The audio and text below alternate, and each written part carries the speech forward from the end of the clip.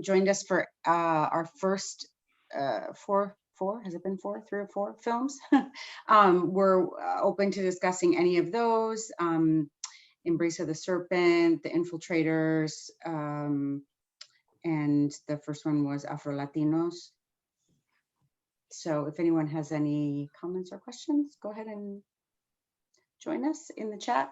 The other thing, I'll just, for anyone who joined late, I will drop back in the chat the website with our username and password where you can stream the film all week long. Feel free to share that with anyone within or outside the St. Mary's community. Those of us in the St. Mary's community can also get that information from our portal.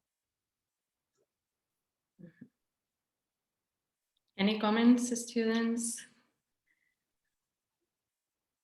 I thought it was really interesting that, I was going to say the music, the use of music. Mm-hmm. So especially the first scene where it flashes after they've left the first time they go in an apartment, and it flashes back to them. They're riding on the bus and they're happy and they're looking at what they took with them, and then it flashes back to them in the apartment, like jumping on the bed and mm-hmm. And I think the time frame. Someone asked about the time frame of the events. When did it happen? The original.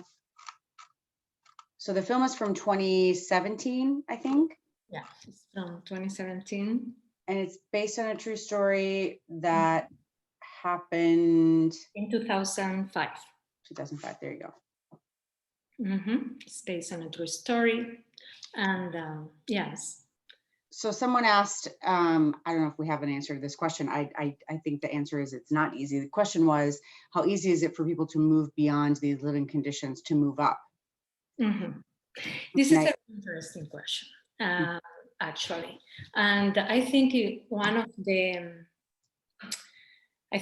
the main questions of the film is precisely, it leaves us in even, with the final shot and the change of lights, the lights at the end, in how this spider girl leader is just finally conforms with being part of a different community, that we see that there is no way out. It suggests us that there is no way out, the movie. It suggests us that there is no social mobility in Santiago de Chile, which is the capital of Chile.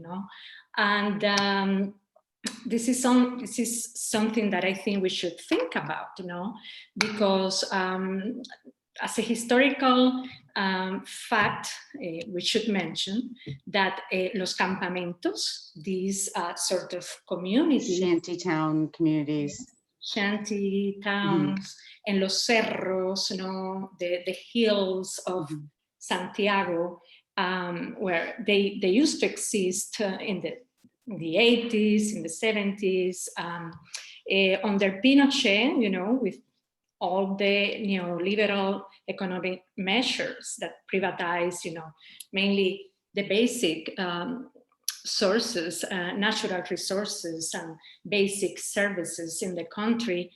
There was this flux of internal migration from the rural areas to the city, mainly to Santiago. And these campamentos that existed there were dismantled by the government, by the regime of Pinochet. Then in 1999, as we saw in the beginning, at the beginning of the movie, there is this caption that take us back, to that year, to 1999, where people, homeless people, families without no home, and probably immigrants from the rural areas, took these private lands in Los Cerros, in the hills of Santiago. And this is the neighborhood and one of the biggest comunas, of Santiago. And what I perceived, my sense was that that there is no way that you can fly poverty, that there is no way that you can escape poverty under such neoliberal system. So which is very pessimistic. So we have a couple comments. I was just going to add that I think it's important to remember that people in the US as well who are homeless or living at the poverty level have a very difficult time getting themselves out of that level, right? Because there are obstacles at every corner, right?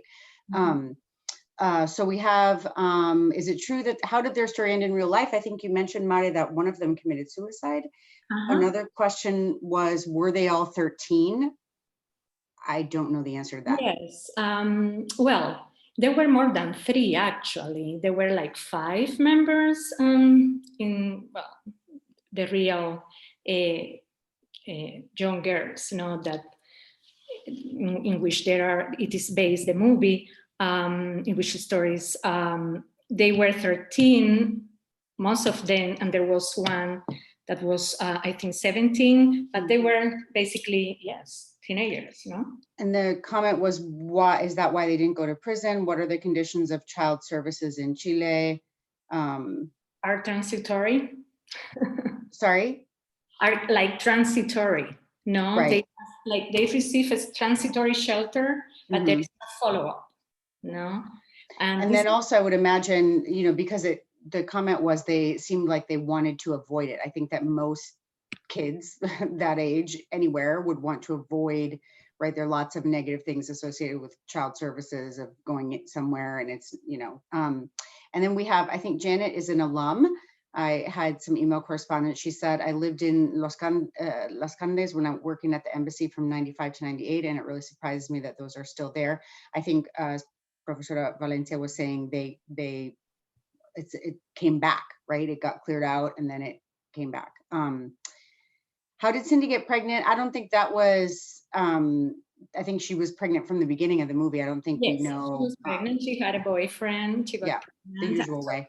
We have all these, also this violence always, exerted upon these children, these teenager girls, so sexual violence, the psychological violence, the alcohol in the family, and it's all this cycle that seems to reproduce itself and without no end, That was one thing that sort of struck me in the film, is when they reveal that they're 13, when they talk to them after they get arrested and they're 13, because it seems like they've lived a challenging life and they have to sort of get street smart really, really fast, which they seem to be, right?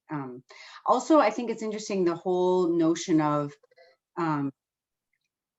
climbing, as in climbing the walls in order to carry out this act, and the notion, as we were saying, about climbing out of poverty somehow, because in some ways it's easier to climb a wall than it is to climb out of poverty, right? Exactly.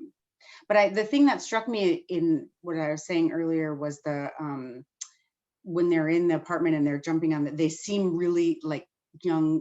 They seem young. They seem like kids when they're like eating the food, and the light is different, right? And the music is happy, which is different from other parts of the film when you see them in the darker lighting back in their home. Someone says, is this type of situation still common today? I mean, yes. I mean, the movie is very recent and nothing has changed. Neither in Chile, neither in the rest of the main metropolitan areas of Latin America. What stood out to me was when they were in the last apartment playing music and they were singing along, and one of the lyrics said something along the lines of, why do we continue crawling? Why should we continue crawling when all we want to do is fly? I think that's very true. And I think we sometimes don't know how to find that way to fly, or we might be too scared to leave the ground. Or I think in this case of these particular young women, they don't have the means. Yes, they don't have the means. And this is what the movie suggests, what I was saying before. And I wanted to touch upon a bit about this connection that probably we should make with Afro-Latinos, the documentary that was our first film presented in the festival, now exhibited in this festival. And this ideal beauty, that is internalized by young people in Latin America, maybe in the US too. As well. So we can make these connections across the Americas, how the media, the role of media in how this ideal beauty, well, what is beauty, what is to be beautiful means, and this model is replicated through media and internalized by young people. One of the characters in the movie used this very pejorative phrase that is negro culiao. Tú eres una negra culiao, un negro culiao, just because if you have a darker skin, then you are not beautiful. So they think they are better, because they are pale, a little bit pale, and they don't belong to. So in one of the main scenes, I think the last scenes of the film are really insightful. In this question of belonging, where do we belong? And Stephanie says, you always tells the leader, you always told us that we belonged here to the upper, rich neighborhoods of Santiago. And she said, no, I never said that we belong. I don't know where. So there is this sense of they have lost their way. They have lost their path to themselves. And finally, they seem to recover it. At the end, when they just feel like, okay, this is where we belong. And Stephanie, or I can't remember if it was the other one, asked, well, where are the bad guys? Right. And she says, well, I don't know anymore. So the light is a little bit going back to my first statement, how the light changes, and she just walk by the neighborhood with a different expression in her face, like, okay, this is maybe where I belong. Well, and as opposed, and at that scene at the very end before the credits roll, as opposed to either the background of their home, their shantytown home, or the background of the gleaming skyscrapers of Santiago, instead of either one of those, suddenly she's walking in front of a black background where there's no right. The other thing that occurred to me when you said the thing about beauty was when her little sister says, when I grow up, I want to have hair like yours. Why do you have that hair?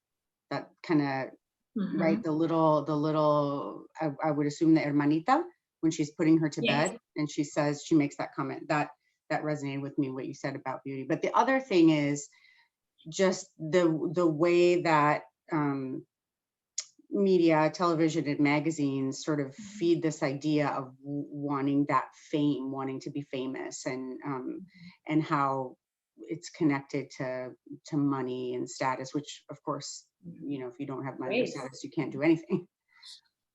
Yes, yeah. Let me see here.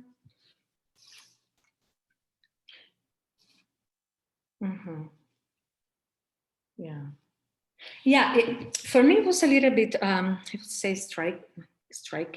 The fact that at a certain moment, it felt like, well, these people, how can they, well, that there is not a real entity to blame, It's not the system, maybe it's them, themselves, when this violence and yes, it's a violent attitude, the one that the leader of the community, presents, or I don't know. He assumes that because this girl, well, she's a disgrace for the community. They should just be expelled, and we don't care. No. So not only the rich people, not only the rich people don't care, about these young girls, about youth in general, but also the very people that live in these communities don't care and don't express solidarity. So that was a little bit because it's like, well, it's like we can distribute the blame, and there is not an economic base that we can question here, and that is part of the very neoliberal system. And there's no resolution in the sense that their lives are going to continue to be the same. I guess part of me, I don't know if this was just me, but I felt a little bit this notion that they sort of had each other's backs. They were friends. They were connected. They were each other's families. They kept saying, and sort of the idea that when they were doing this adventure, this endeavor where they got to enjoy themselves briefly and momentarily, it's sort of what breaks their bond for a minute, right? I actually suggest that, like, having a better social status somehow, do you know what I mean? Like, being poor but together is better than, I guess I sort of, that seemed a bit like a trope to me. Yeah. Yeah. I found a couple of statistics that may be revealing about this cycle of poverty that we were talking about. And I found these, statistics from newspapers, Chilean newspapers. For example, single mothers, houses, households with single mothers in Santiago de Chile, in the poor comunas, are between 32 to 40% of the households, single mothers. So, and another thing that I think is important is the question of education. And this is another, I don't know if you noticed that the way she uses the language, the very neoliberal language, about value appraisal, not the target.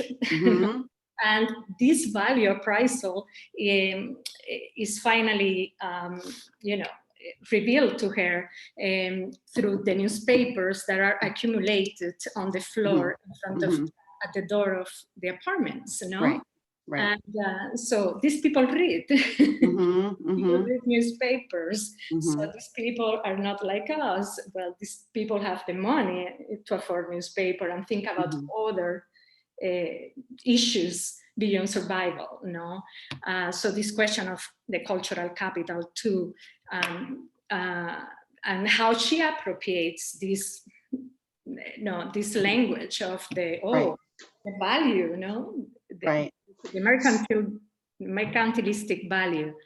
So the comment is that, another comment, that it was really interesting to see the relationship between mothers and daughters as well, and the way the mothers disregard the daughters before and after they are found guilty of the thefts. It's like they have there's a disconnect between them.